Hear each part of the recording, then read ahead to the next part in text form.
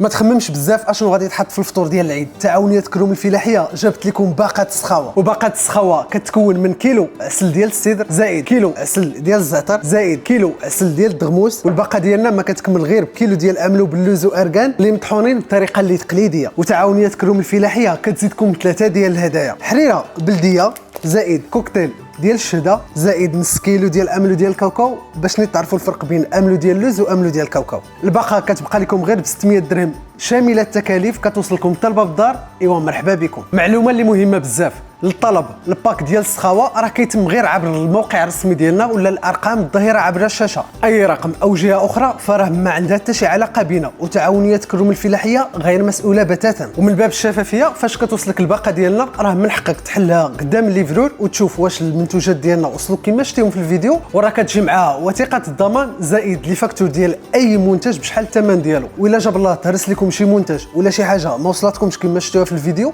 فراه تعاونيات كروم كتعوضكم وراه الضمان مده شهر كامل. ومرحبا بكم.